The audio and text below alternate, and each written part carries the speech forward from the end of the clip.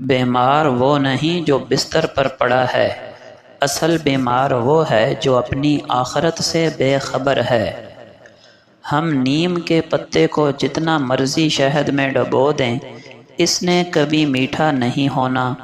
کچھ لوگوں کی مثال بھی ایسی ہی ہے، آپ ان کے لیے جتنا مرضی اچھا ہو جائیں مگر وہ اپنی اصلیت سے بالکل باز نہیں آئیں گے۔ دوسروں کا احترام کرنا آپ کی کمزوری نہیں بلکہ آپ کی بہترین تربیت ہے، اور کسی بات پر معذرت کر لینا آپ کی بے عزتی نہیں بلکہ آپ کا حسن اخلاق ہے۔ ہم میں سے بہت سے لوگوں کی حالت ایسی ہے کہ اگر انہیں معلوم ہو جائے کہ ان کے اختیار میں کسی کی خوشی اور سکون ہے تو وہ خدا بننے میں دیر نہیں لگائیں گے۔ رشتے جب ٹوٹنے پر آ جائیں تو اچھائیاں اچانک غائب اور برائیاں ایک ایک کر کے سامنے آنا شروع ہو جاتی ہیں۔ تلاش اس کو مت کرو جو دنیا میں سب سے زیادہ خوبصورت ہو، بلکہ تلاش اس کو کرو جو آپ کی دنیا کو خوبصورت بنا دے۔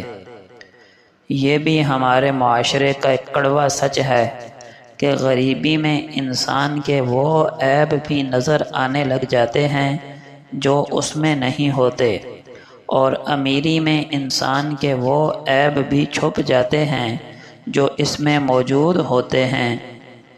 زندگی میں تھوڑی سی ہوشیاری بھی ضروری ہے، کیونکہ جس تار میں کرنٹ نہیں ہوتا لوگ اسے منہ سے چھیل دیتے ہیں۔ ہم لوگ بھی عجیب ہیں، اس دنیا میں ہر چیز بہتر سے بہتر چنتے ہیں سوائے الفاظ کے۔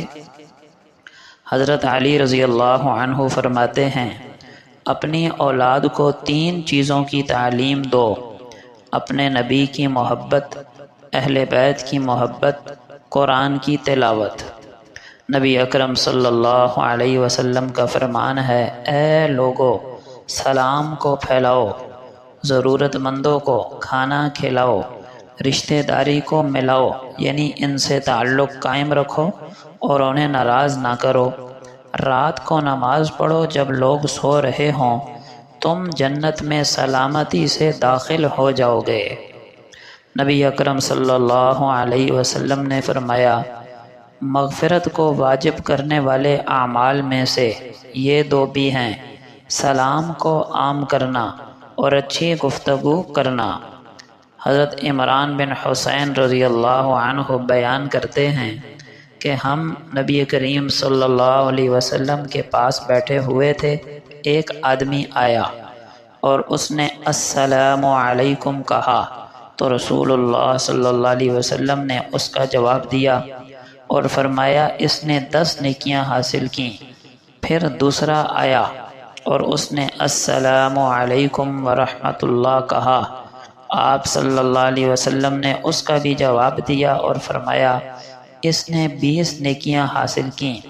پھر ایک اور شخص آیا اور اس نے کہا، السلام علیکم ورحمۃ اللہ وبرکاتہ، تو آپ صلی اللہ علیہ وسلم نے اس کا بھی جواب دیا اور فرمایا، اس نے 30 نیکیاں حاصل کیں۔